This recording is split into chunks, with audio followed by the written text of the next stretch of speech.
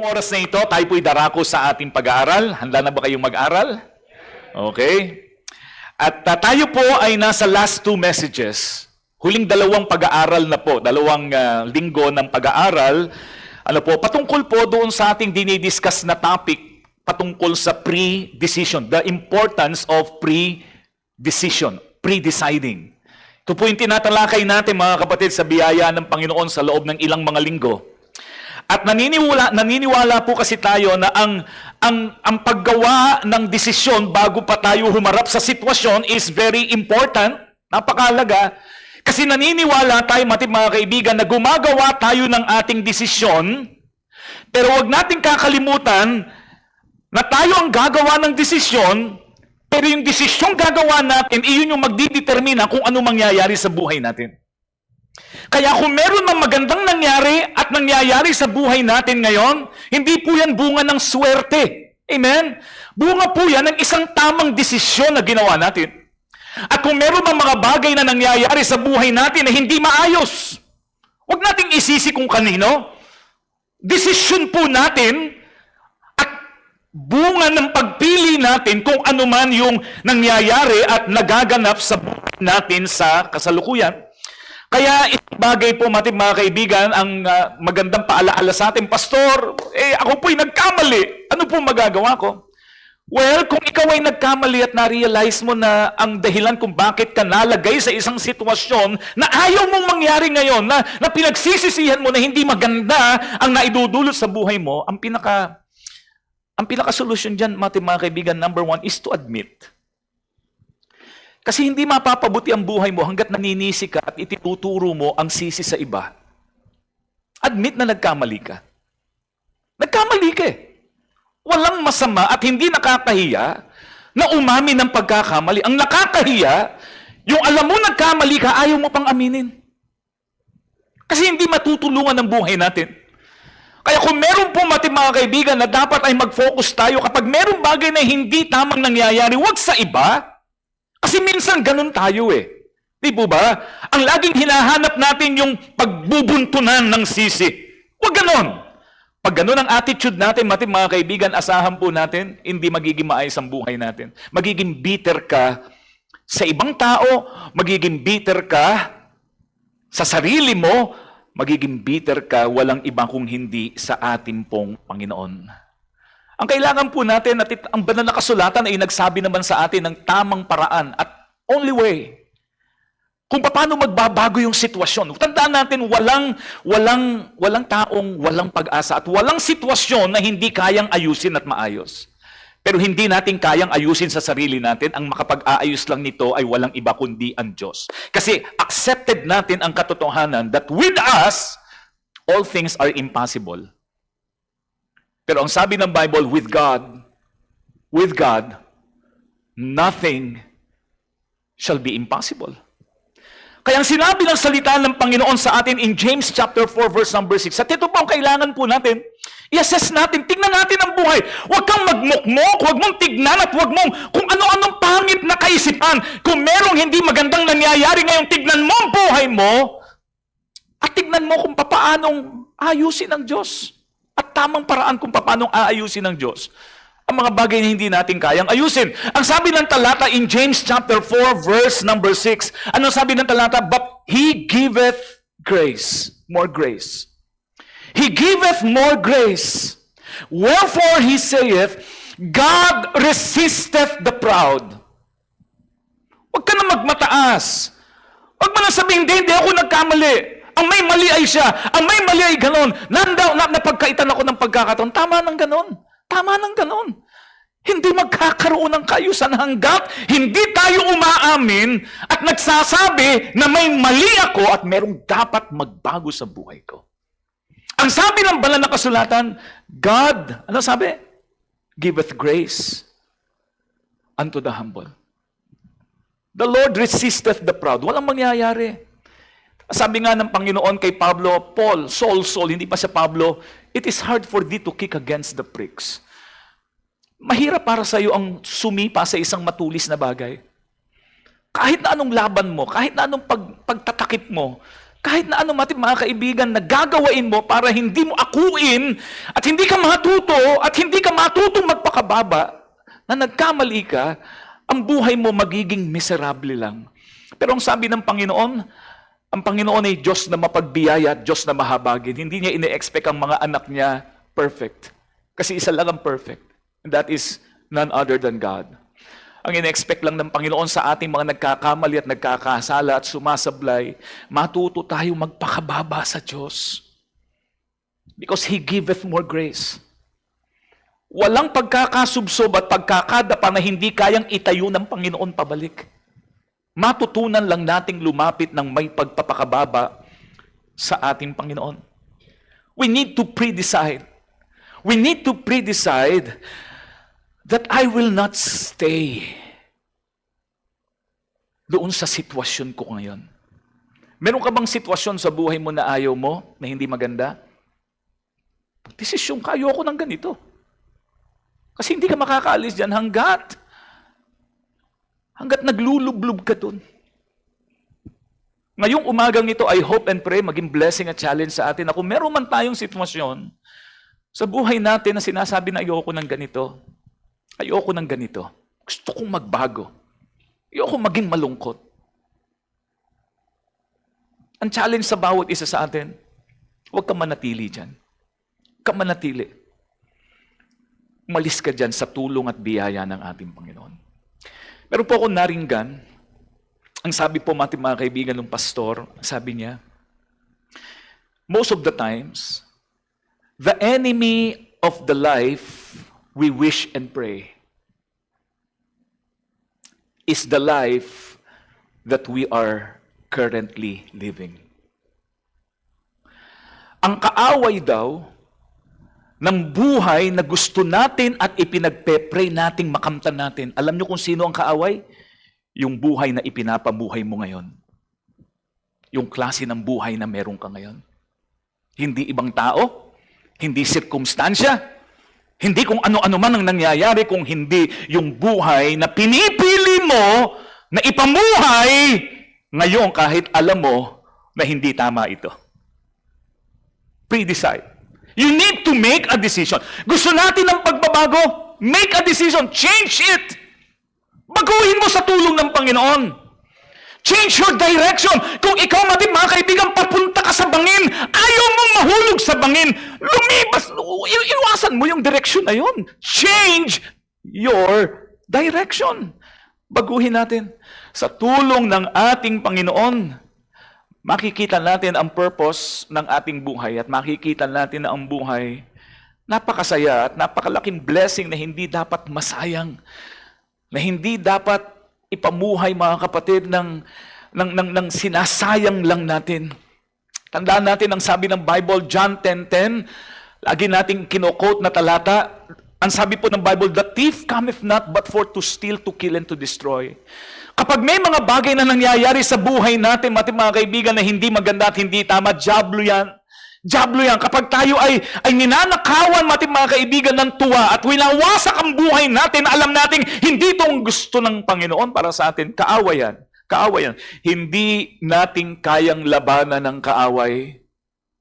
Pero ang sabi ng banal na kasulatan, but I am come that they might have life and that they might have it more abundantly. Ang tanging makapagbibigay ng buhay at makapagbabalik ng saya, hindi yung mabago ang sitwasyon, kasi ang sitwasyon babalik uli, hindi yung ibang tao. Ang makapagbabago, walang iba kundi ang Panginoon. I am come that they might have life and that they might have it more abundantly. Itong nakalipas na mga linggo, sinika po natin sa biyaya ng Diyos na talakayin. Naalala pa po ba niyo yung mga preachings natin? First Sunday, ang tinalakay po natin, ang mensahe po natin ay pinamagatan po natin, I am ready. Diba? I am ready. Itong mensaheng ito ay mensahe na ang layunin is to challenge us to pre-decide that by the grace of God, we are ready to face any temptation. Alala po ba ninyo? Diba? Move the line. Naalala pa po ba ninyo? Let us move the line. Second Sunday, kung naalala po natin, pinag-aralan natin how to be consistent. How to be consistent. Itong buong mensaheng ito, mga kaibigan, ay nag-challenge sa bawat isa sa atin to pre-decide that we are consistent. I am consistent. Hindi yung tanong na, can I be consistent? No, wag kayo magkatanong ng ganon. Kasi pagpapasok ang diablo sa isip, hindi mo kaya. Marami kang bagay na hindi kayang i-give up. No. I am consistent by the grace of God. We need to pre-decide. Sa buhay natin, haharap tayo sa mga sitwasyon na ang diablo tatanggalin ang consistency natin pagdating sa ating relasyon sa Diyos sa paggawa ng tama. Pero, we are pre-deciding na hindi ako magpapa-apekto sa anumang bagay. I am consistent by the grace of God. Ang pangatlo po, mga kaibigan, naalala pa po ba ninyo? Let us desire to be faithful.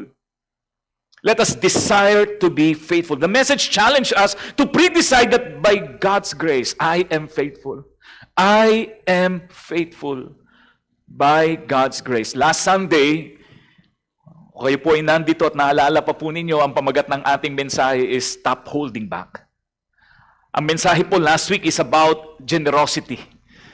Challenge tayo, mga kaibigan, na don't hold back. Be generous. Be generous.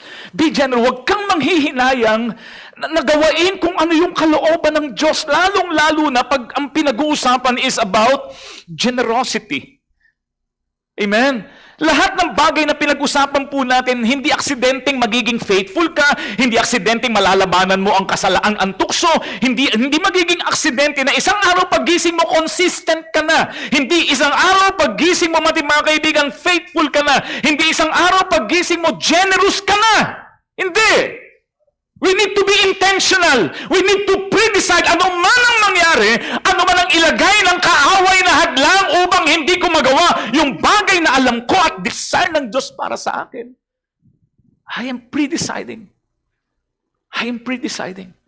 Nagagawain ko ang kalooban ng ating Panginoon. Pre-deciding, pre-decision is so important. Kaya nga po ngayong araw na ito, pag-aaralan pa po natin ng isang bahagi ng buhay natin bilang mga mananampalataya na alam ko po na kailangan po natin bigyan ng ating pong pagpapahalaga. At ito po, mga kaibigan, ay may kinalaman sa devotion natin sa Diyos. Pag sinabing devotion, hindi lang yung pagpe-pray, but our devotion to God. Ang pamagat po ng ating pag-aaral ngayon, growing intimacy with God. Kung merong isang bagay na dapat maging desire at i-pre-decide natin sa buhay, ayoko lang magkaroon ng isang relasyon sa Diyos na matawag na Kristiyano ako at anak ako ng Diyos. Panginoon, gusto ko po yung growing intimacy. I want to be intimate with you. Ayoko lang po na meron akong mga kaalaman patungkol sa iyo. Alam ko yung mga aral patungkol sa iyo. Lord, I want to grow sa relasyon ko sa iyo. I want to be intimate with you, Lord. Sa pag-aaral po natin about devotion, about intimacy, pag-aralan po natin what devotion means. Ang ibig sabihin daw po ng devotion, magbibigay po tayo ng dalawang kahulugan ng devotion. Una, yung secular at yung biblical. Okay? So ano bang ibig sabihin ng devotion para sa mga normal na tao? Sinabing normal na tao, halo-halo na yon. Mga unbeliever, mga naniniwala sa Diyos, hindi naniniwala sa Diyos, yung pangkalahatan. Okay? Ano po ang kanilang pakahulugan about devotion? Para po sa marami, according to secular definition, devotion is a wholehearted commitment and loyal dedication to whatever a person considers most valuable. Yan po ang ibig sabihin ng devotion. Okay?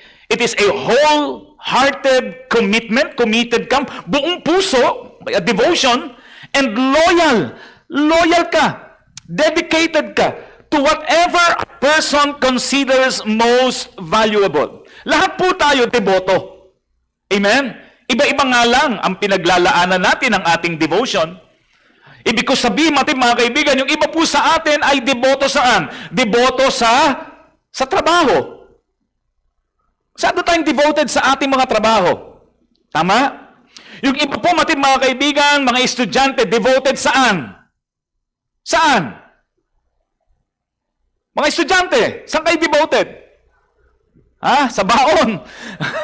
Sa allowance. Di ba? Devoted saan? Sa pag-aaral. Masyadong devoted sa pag-aaral. Yung iba naman, mga estudyante, devoted saan? Sa love life. Hindi na nag-aaral. Pagbo-boyfriend na lang at pag-girlfriend na lang ang inaatupag.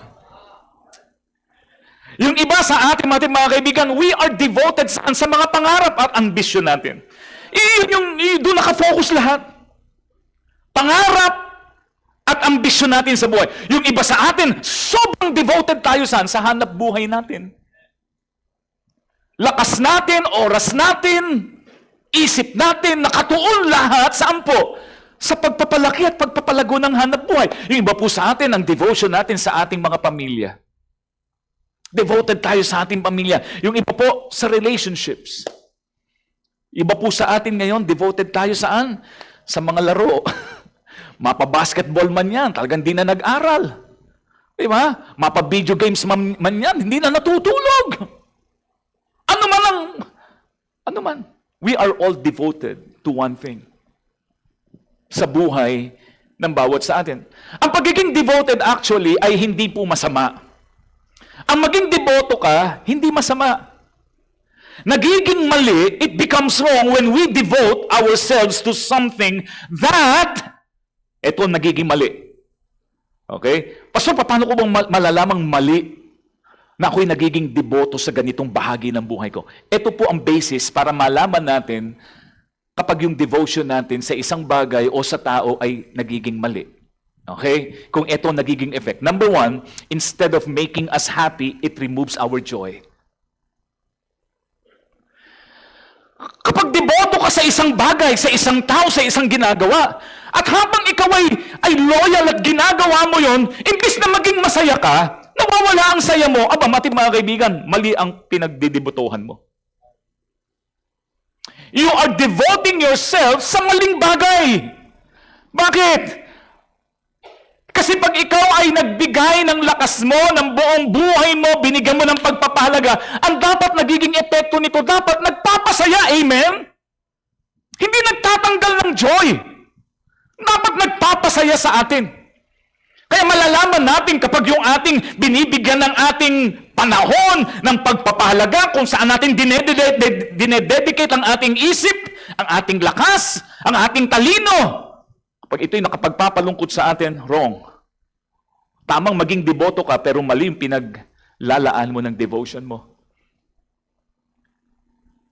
Instead of giving us peace, it troubles you. It troubles us. Wrong devotion. Wrong devotion.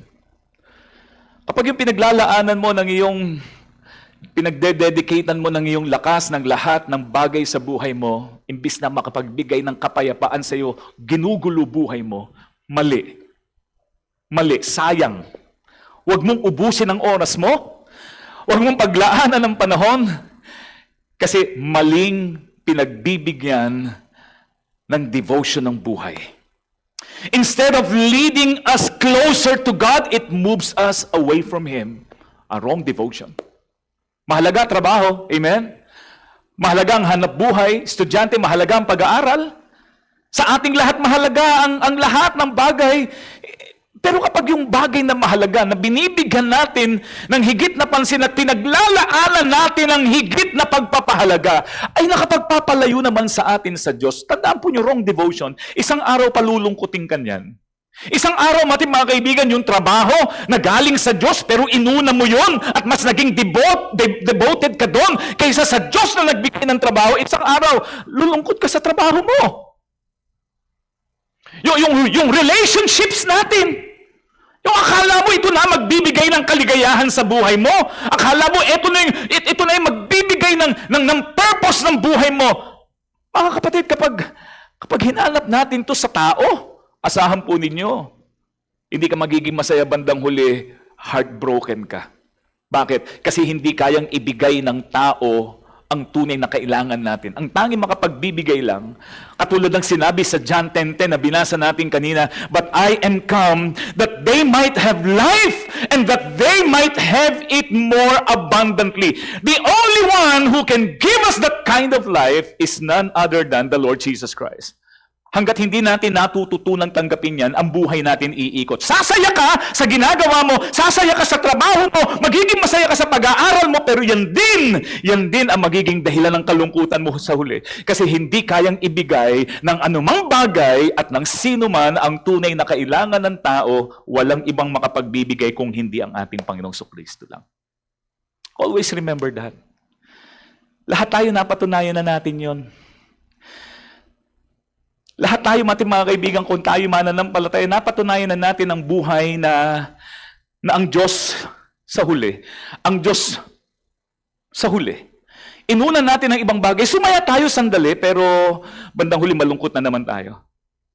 Malungkot na naman tayo. Karoon ka ng trabaho, pinag-pray mo yung trabaho, bandang huli yung trabaho, yun ang nagpapabigat ng kalooban mo. Nag-pray ka ng hanap buhay, mga kaibigan, ginagamit ang hanap buhay para mabili mo lahat ng bagay, pero bandang huli, yun din ang nagpa-stress sa'yo, yun ang nagpataas ng blood pressure mo, yun ang nagdala sa'yo sa ospital. Yun ang naging dahilan kaya ka nagkaroon ng sakit. Pero wala pa ako nakita na nagmahal sa ating Panginoong Kristo at naintindihan niya na ang Panginoong Kristo makapagbibigay na hindi tunay na nakaramdam ng kaligayahang galing sa Diyos. Only Jesus can satisfy our soul. Si Kristo lang. Be devoted to God. Be devoted to Jesus. Hindi sinasabing huwag ka magbigay ng panahon sa trabaho, huwag ka magbigay ng panahon sa pamilya, huwag ka magbigay ng panahon sa hanap buhay, sa pag-aaral. Hindi. Ang sinasabi lang sa atin, mga kaibigan, kung merong dapat una na nasa listahan natin, na bibigyan natin ang ating full devotion, ito'y walang iba kung hindi ang ating Panginoong Kristo. But seek ye first the kingdom of God and His righteousness, and all these things shall be added unto you. Amen? Bibigay lang po tayo ng ilang mabilis na consequences of misplaced devotion. Ito pong nangyayari kapag yung devotion natin mali ang pinaglalaanan natin. Una, number one, ayon na rin sa banal na kasulatan, ang unang result, pag mali ang pinaglalaanan mo ng devotion, mararamdaman mo at ang hahantong ka, alam mo saan? Number one is emptiness. You will be empty. Walang, parang, ba't ganun? Parang wala yata, parang kulang, parang bakante, parang di ako masaya. Nararanasan po ba ninyo ngayon yun? You feel empty. You feel empty. Kung ang feeling natin is empty buhay natin, hindi dahil sa nangyari, hindi dahil sa ginawa ng iba, huwag ka naman nisi. Hindi dahil sa hindi ka nagkaroon ng pagkakataon o kinuha ng iba yung pagkakataon na dapat para sa'yo. Kaya ka empty. Kasi mali ang pinaggan mo at pinaglalaanan mo ng mahalaga at pinakamahalagang bahagi ng buhay mo. Kasi kapag natutunan natin si Kristo ang maging devoted tayo sa ating Panginoong Kristo, the Lord will fill us. Ang Panginoon ang magdadagdag at mag-fill ng emptiness ng buhay natin. Naalala po ninyong napakaraming kwento in the Bible? Si Zacchaeus. Si Zacchaeus, mayamang tao, but he was empty. Naalala po ninyo yung kwento niya? Mayaman siya, marami siyang pera, but he was empty. No wonder, itong si Zacchaeus, nung nakita ang Panginoong Kristo, nandun siya sa sycamore tree, narinig niya ang Panginoong Kristo, narinig niya ang pangangaral. Nung nakita niya at binigyan siya ng panahon, ang sabi ni Zacchaeus, Panginoon, pwede bang pumunta ka sa bahay namin? Nakaramdam siya ng kakaibang pakiramdam. Yung mga kababayan niyang mga Israelita, binabaliwala siya, ang tingin sa kanya ay masamang tao, kasi tax collector siya. Pero nung binigyan siya mga kaibigan ng panahon ng ating Panginoong Kristo, alam po ninyo, naramdaman pambira. May kakaiba sa salita ng Panginoong Kristo. No? Ibe. Kaya magbasa kayo ng Bible. Magbasa tayo ng Bible. at isa puso natin kasi it will change you. Yung emptiness, pag ang salita ng Diyos, pinapasok natin na talagang dinaman natin, siya yung mag-feel nung emptiness ng buhay. Alam po niyong ginawa ni Zacchaeus nung siya po ay kinatagpo ng Panginoon, nung kinatagpo siya ng ating Panginoon Kristo, ang naging desisyon niya. Alam po ninyo yung pera na gustong-gusto niya, alam po ninyo, sabi niya, sa lahat ng aking mga ninakawan, ibabalik ko sa kanila ng ilang beses. Hindi naman isang beses lang eh. Ano ibig sabihin? Yung pera hindi nag-feel ng kanyang tunay na hinahanap. Ang nag-feel ay walang iba kundi ang Panginoong Kristo. Yung babae, yung Samaritan woman doon sa Jacob's Well, naalala ninyo? She was empty. Nakailang asawa siya. Ang dami niyang asawa, hindi lang isa eh. Akala niya, ang fulfillment ng buhay sa maraming tao, pag-ibig ng tao. Sumubok siya sa napakaraming karelasyon. Sinubukan niya lahat. Sabi niya, ay hindi ito ang tamang lalaki. Naghanap ng iba. Lumipat sa iba. Lumipat sa iba. Lumipat sa iba. Na bandang huli natin mga kaibigan. Sabi niya, wala din. Malungkot din ako. Kaya nga siya nag-iigim ng alas 12 ng tanghali na walang nag-iigib kasi mainit. Pero di baling mainit, wag lang siya makiigib kasama yung mga ibang mga kababaihan. Bakit? Kasi siya ang pinagkukwentuhan eh. Siya yung pinagkukwentuhan. Pero alam po ninyo, nung kinatagpo siya ng ating Panginoong Kristo, there was something sa salita ng Panginoong Kristo. Iba sa salita natin. Iba sa magandang sasabihin natin sa ating kapwa at maririnig natin. Pag ang Panginoong Kristo talaga ang kinatagpo mo at nakipag-usap ka ng totoong puso sa Panginoong Kristo, hindi po pwedeng hindi mo mararamdaman. May kakaiba na kapangyarihan ang salita ng Panginoong Kristo. It totally changed her.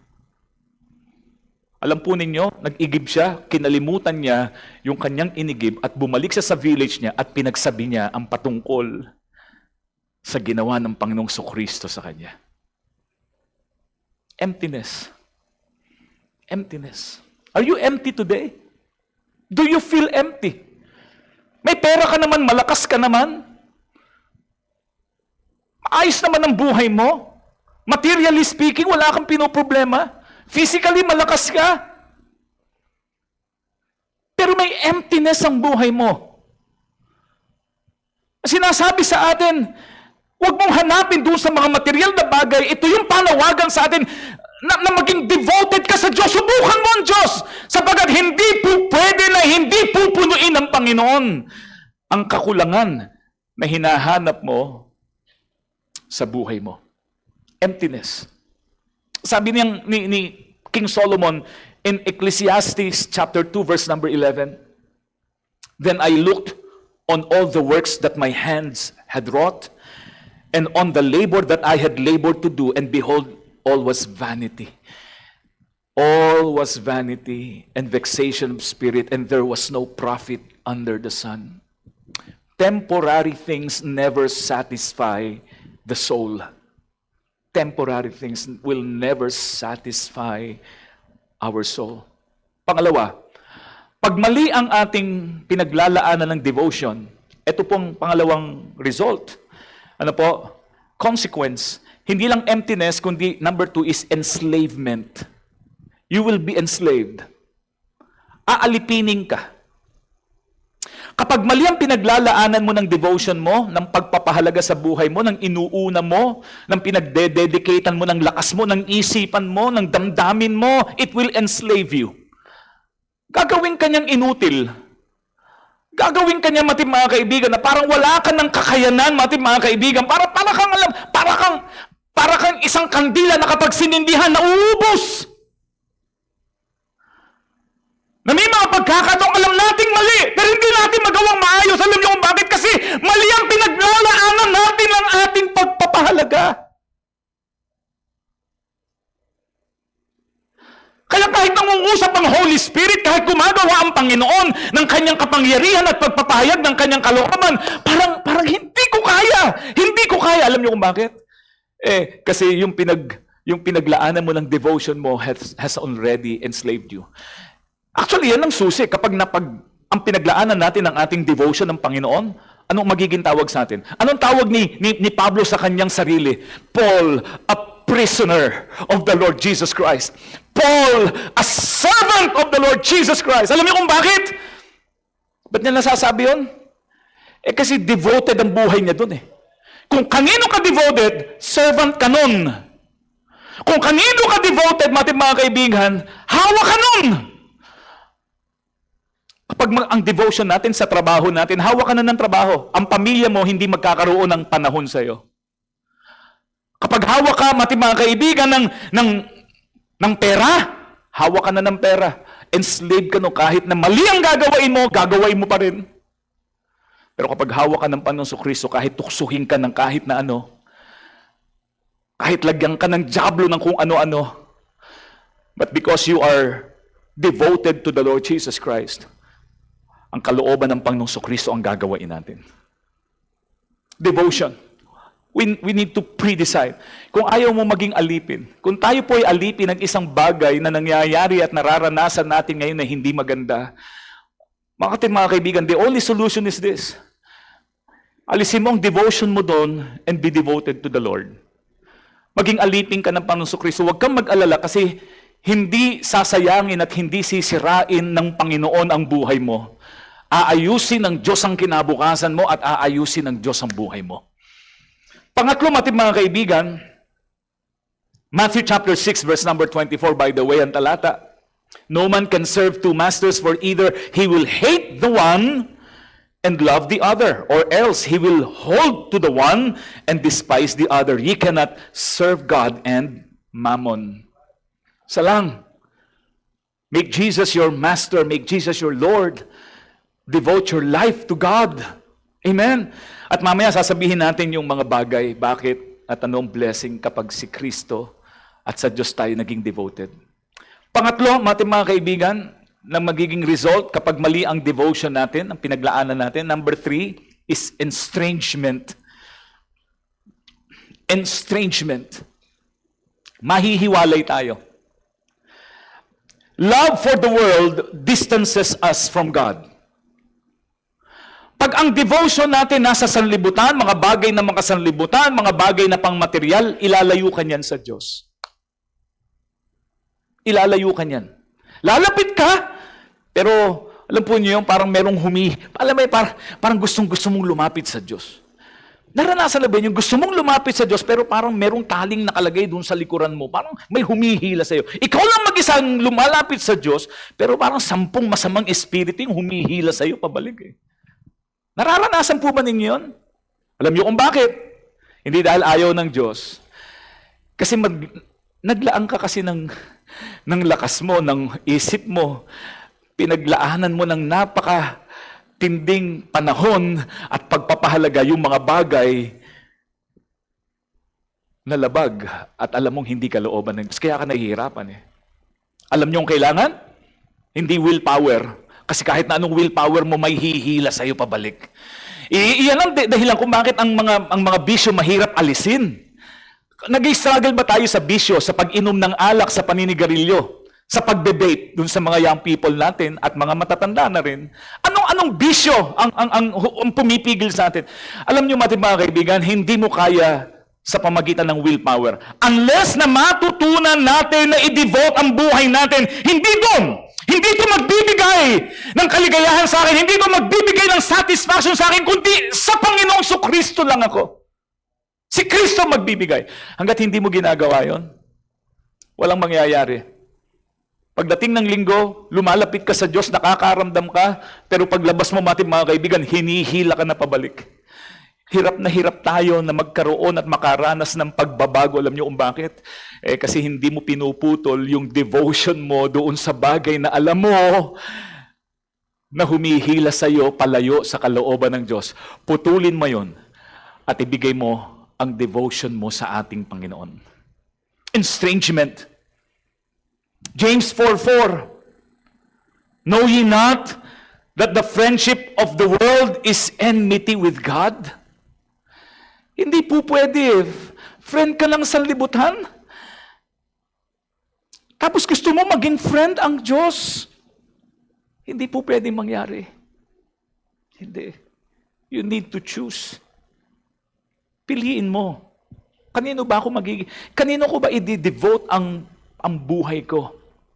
Sa Diyos o sa mga bagay na iniisip kong mahalaga sa buhay ko? Kasi pag nagkamali ka, again, pre-decision, making a pre-decision helps you para ang buhay mo mailayo sa anumang magiging problema bandang araw.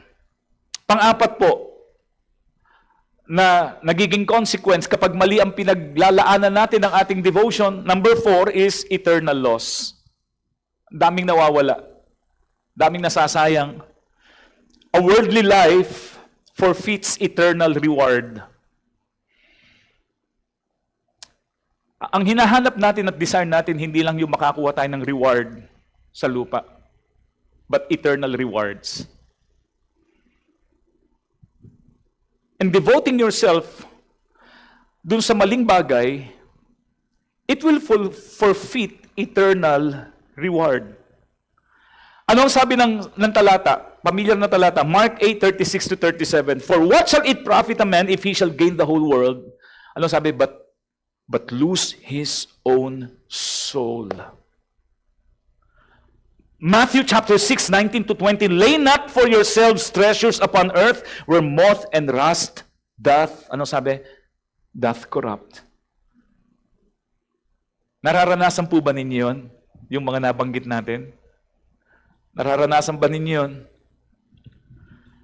Are you feeling empty? May emptiness ba sa puso mo? Meron ka namang pinaglalaanan ng oras mo, ng panahon mo, ng lakas mo, ng pagpapahalaga. Pero ba't ganon? I feel empty. Are you empty today? Enslaved ka ba? Ba't ganon? Ayokong gawain, pero ba't yun ang ginagawa ko? You're enslaved. Because you have dedicated too much time and effort and importance dun sa mga bagay na nakakasama at alam mong hindi ka looban ng Diyos. Estranged ka ba sa Diyos? Umaten ka ng church, Christian ka naman talaga, pero ba't ganun? Ang layo ng relasyon ko sa Kanya. Bakit? Ganun bang nangyayari sa buhay mo ngayon? Meron kang dapat baguhin. You need to change something. Dapat baguhin mo kung kanino ka, kung kanino mo i-devote ang buhay mo. Again, papaliwanag po natin, baka yung iba sa atin ma-misinterpret ang ibig sabihin when we say, be devoted to God. Sa banal na kasulatan, may sinabi po sa atin kung kanino natin dapat ipatungkol ang ating devotion. To be devoted is not a wrong thing, but devoting your time, your life, your efforts sa maling bagay, yun ang mali. Sa Bible, ano po yung sabi ng ating pinaka-key text? But, ano sabi? Seek ye first the kingdom of God and His righteousness.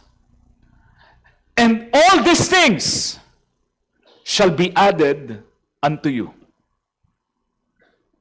Kanino tayo sinasabihan ng Bible to devote ourselves, our lives? Unahin mo ang Diyos. Make Him first in your life.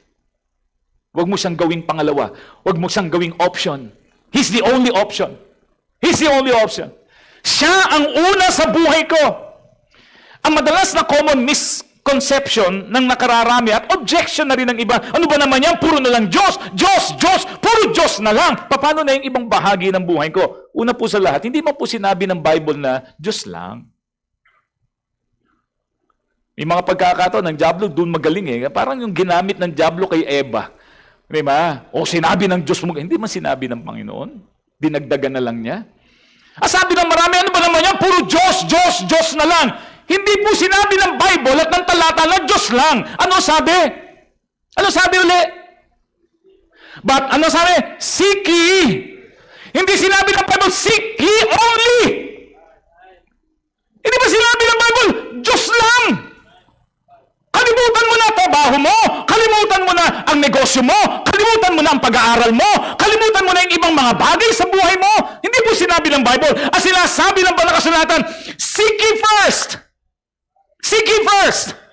Ang dapat nakukuha at paglalaanan natin, ang lakas natin, ang panahon natin, higit doon sa ibang bagay na nagpapalungkot, na umaalipin at nagtatanggal ng saya natin, ang dapat na paglaanan natin ay walang iba kung hindi ang Diyos. Seek ye first. Seek ye first the kingdom of God. Alam niyo kung bakit? Kasi ito po yung principle. When we put God first, He will put our lives in order. He will put your life in order. When you learn to seek God first. Huwag mong problemahin ang negosyo mo, the Lord will bless your business. Huwag mong problemahin ang pangarap mo, bibigyan ka ng Diyos ng biyaya para matupad mo yung pangarap na sa ikasasaya ng buhay mo, hindi sa ikalulungkot mo. Huwag mong problemahin ang pamilya mo, kasi ayusin ng Diyos ang pamilya mo. Yan po mga pangako ng Panginoon, just put Him first. Devote your life to God. Pre-decide. Make a decision today. Na kung sa buhay ko, ito yung binibigyan ko ng pagpapahalaga, tinitignan ko yung buhay ko, ang Diyos para nasa pang-apat at nasa panghuli. Make a decision today. Make a decision today to put God first in your life. Dahil kapag natutunan natin gawin yan, huwag kayong mag-alala because the Lord will put everything in order. He will put everything in order. Ano pong sabi ng banal na kasulatan? Psalm 127 verse 1. Devote your life to God. Put Him first. Put Him first. Huwag mo problemahin ang pamilya mo. Because when we learn to put God first, again, uulitin ko, He will put in order yung buhay at yung ibang mga bagay na mahalaga sa atin. The Lord will bless your family when you put Him first in your life. Anong sabi ng banal na kasulatan in Psalm chapter 127 verse number 1?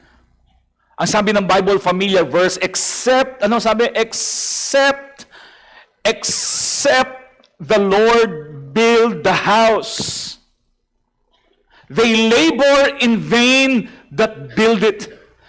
Malibang ang Diyos ang magtayo ng bahay. Kahit na anong gawain mong pagtatayo, kahit na anong gawin mong pagsusumika para sa pamilya mo, you can never build your home, your family by yourself. Because only God can build our house, can build our family, except the Lord build the house. Sa ating mga magulang, hindi ko sinasabing huwag kayong magtrabaho. Magtrabaho po tayo. Maghanap buhay tayo. Do all for the glory of God. Pero huwag puro trabaho. Huwag natin gagawain na ang Panginoon magiging alam po ninyo, maiisip lang natin ng Diyos kapag wala akong gagawain, kapag may libreng oras ako. Hindi. Put Him first. Put Him first. Hindi madali. Kasi meron kang mga bagay na babaguhin. Pero parang ganito lang. Parang pag nag-devote ka at ang binigyan mo ng full devotion mo, trabaho mo. Amen? Pag binigyan mo ng full devotion ng trabaho mo, makakalimutan mo asawa mo eh. Uunahin mo siya eh. Makakalimutan mo, may anak ka pala eh. Hindi ka nga matutulog eh. Kasi devoted ka sa trabaho mo eh. Hindi ka nga kakain eh. May sasakripisyo ka. Bakit? Kasi devoted ka doon. Kasi kinikilala mo na ito yung dapat, ito yung makapagbibigay ng kaayusan. The same is true with God. Pag naging devoted ka sa Diyos, hindi mo po problemahin. Kasi ang Diyos natin, mga kaibigan, ang mag-aayos nun. Amen? Pag natuto kang maging devoted sa Diyos, pag inuna natin ang ating Panginoon, huwag kang maproblema because the Lord will bless your family. Huwag mong problemahin ang pamilya mo. Again, inuulit ko po, hindi ibig sabihin wala ka nang gagawin, hindi ka na mangangarap, hindi ka na magtatrabaho, hindi. The Lord will bless your family. He will allow the blessings to flow to your family. Pangalawa po, the Lord will give us good success. Kamag-alala, just devote your life to the Lord. Unahin mo, Panginoon. Give Him first place. Huwag ka mamblema sa tagumpay. Hindi ka mauunahan ng iba. Basta't ang Panginoon dinetermine na para sa iyo ang pagpapala, hindi makukuha ng iba. Anong sabi ng talata? Joshua 1:8, this book of the law shall not depart out of thy mouth, but thou shalt meditate therein day and night, that thou mayest prosper and observe to do according to all that is written therein. Anong sabi ng Bible? For then thou shalt make thy way, anong sabi? Prosperous, and then thou shalt have. Huwag kang mag-alala sa good success. Kaya hindi lahat ng success good. Merong mga tao ngayon, sa paningin ng iba successful, pero masama eh. Successful ba yung marami kang ang pera? Magkaaway naman kayo ng pamilya. Successful ba yung nakabili ako ng Rolls Royce? Karoon ako ng maraming sasakyan? Nasa kulungan naman ako. Successful yun? Alam niyo, ang Panginoon kapag nagbigay ng pagpapala, good. Ang sabi ng banal na kasulatan, this book of the law shall not depart out. Unahin nyo, sundin ninyo ito, itong gawin nyong gabay. Kasi kapag natutunan yung gawin nito, I will make your way prosperous and thou shalt have good success. Are you praying for a good success? Not just success, but good success.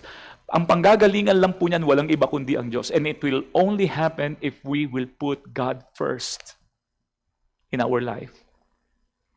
Kung ang susundin natin sa salita ng Diyos, hindi yung sasabihin ng iba.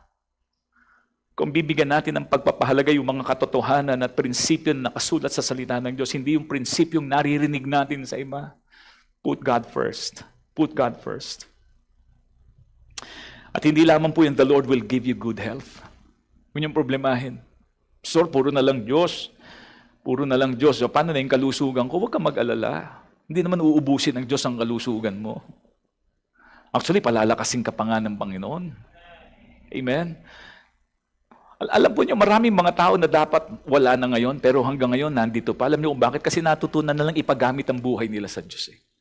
At may mga tao, mga kaibigan, nung tumatanda na, excuse me, sa mga senior citizen, hindi naman lahat, pero may mga senior citizen na nung naka-reach na sila ng edad na ganun, sabi nila, wala na mangyayari. Gusto ko nang mamatay.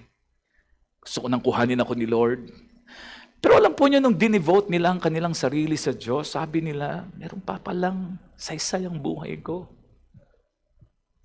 Lord, pahabain mo pa buhay ko because I want to serve you more.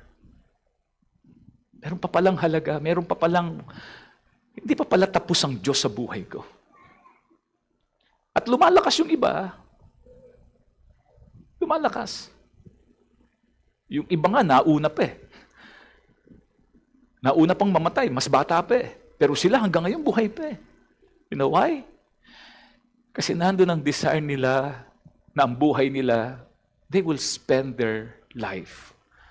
Lord, gusto ko na ang buhay ko, hanggat binibigyan mo ako ng lakas, ipapagamit ko sa iyo. At ang Panginoon nagbibigay ng lakas. Amen? Sabi ng banal na kasulatan, Proverbs 3:7-8,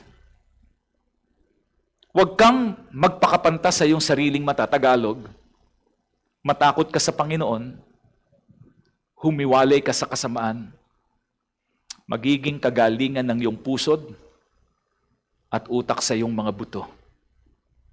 Ano yung utak sa buto? Ayun, yung masarap yung bulalo. Alam po niyo yung bulalo. Utak. Di ba? Utak yun eh. Mga bata ako, yun ang paborito ko, yung tinataktak na ganon. Bone marrow. Yun eh. Physical yun eh. Ano yung ibig sabihin? Sinasabi lang ng talata, lalakas ka eh. Lalakasin ka ng Panginoon. Lalakasin ka ng Diyos. Hindi slave driver ang Diyos. Hindi ka pahihirapan ng Panginoon. Papalain ng Diyos ang buhay mo. Lalakasin ka ng Diyos. Bibigyan ng Diyos ng kaayusan at direksyon ng buhay natin. Just be devoted to God. Devote your life to God. That's the challenge. We need to decide, I will devote my life to you, Lord. Ang tagal ng panahon, na dinivote ko ang buhay ko, ang lakas ko, ang panahon ko, lahat sa ibang bagay, pero ang naging resulta, I feel empty. Para akong prisoner, hindi ako makakalag. Lord, napalayo ako sa iyo, Lord. Ayoko na ng ganitong buhay. Lord, gusto kong isurrender ang buhay ko sa iyo. I surrender my life to you, Lord. Tanggapin mo po, gusto kong maranasan yung tunay na saya ng buhay. Ano po ang ibig sabihin when we say biblical devotion? Yung challenge natin ngayong umagang ito, devote your life to God. Anong ibig sabihin? Devotion, biblical, is the wholehearted surrender. Paano ba ako magiging devoted sa Panginoon? Surrender your heart. Not only your heart, but surrender your mind. Surrender your soul. And surrender your life to God. At maipapakita natin ang devotion, it is expressed through loving obedience. Obey the Lord because you love Him. Faithful worship, and continual pursuit of His presence and purposes. Lord, I will devote my life to you. Buong puso, buong lakas, buong isip. Panginoon, I will wholeheartedly surrender my life to you. That's the challenge. That's the challenge. Kung hindi mo pa nararanasan na fully isurrender ang buhay mo sa Diyos, at dahilan kung bakit ang buhay natin paulit-ulit, bakit ganon? Bakit ganon?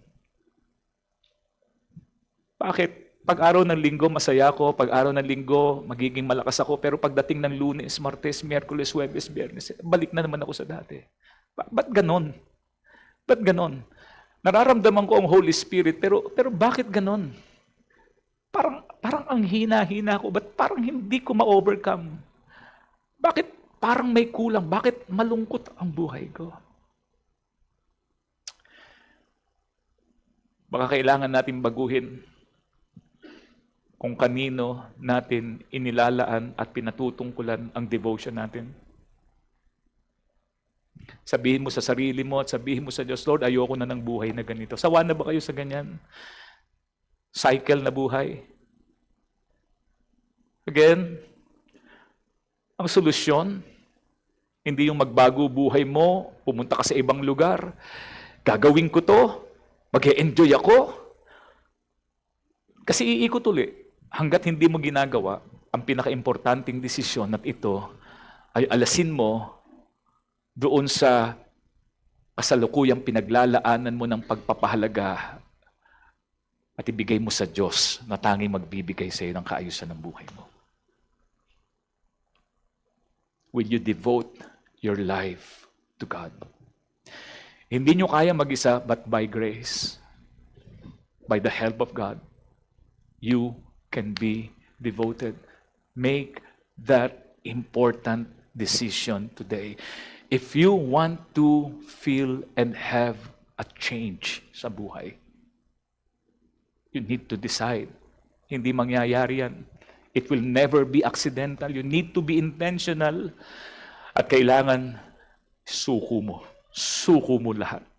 Sinusuko ko po sa iyo, Panginoon. At nagpapakababa po ako sa iyo. Tumayo po tayong lahat.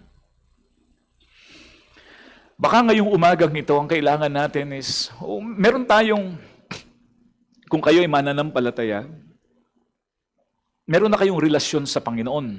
Meron tayong relasyon sa Diyos. We were given the chance and the opportunity and the blessing to be called the children of God. Meron na tayong buhay, anak na tayo ng Diyos eh. But as many as received Him, to them gave He power to become the sons. We are already children of God because we put our faith on the Lord Jesus Christ. Pero ang pagiging isang anak ng Diyos, hindi ibig sabihin malalim.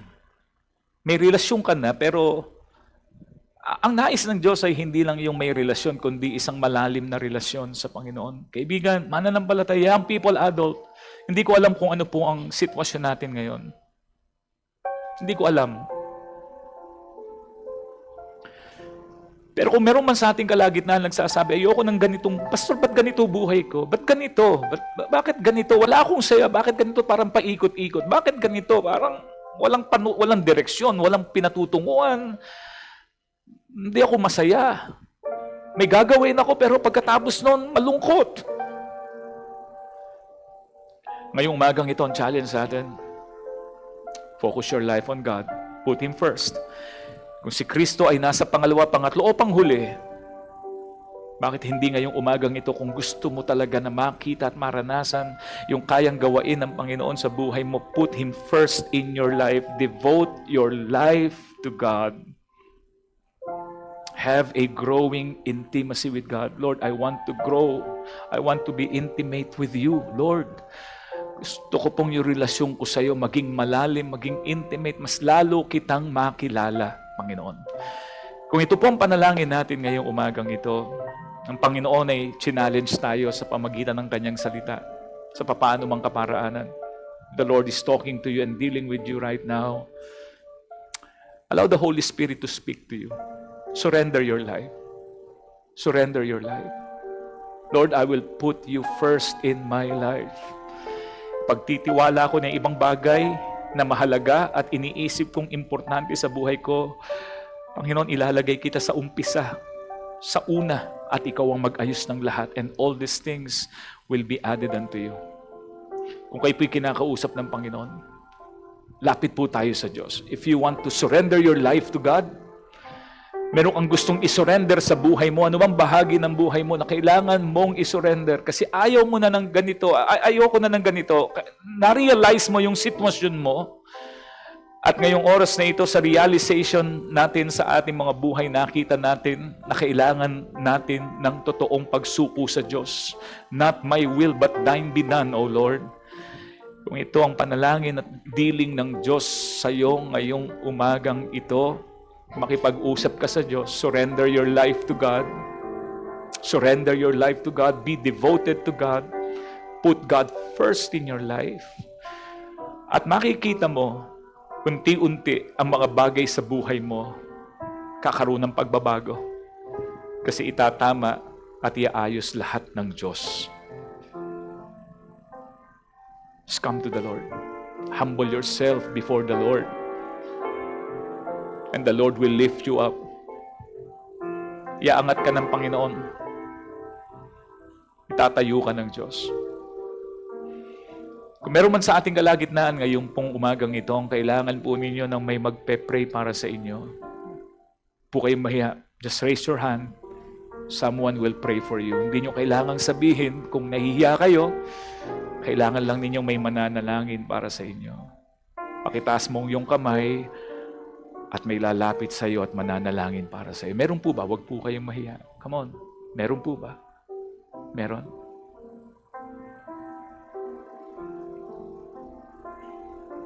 Tayo po'y manalangin. Ama naming Diyos, Panginoon, sinusuko po namin ang aming mga buhay sa iyo.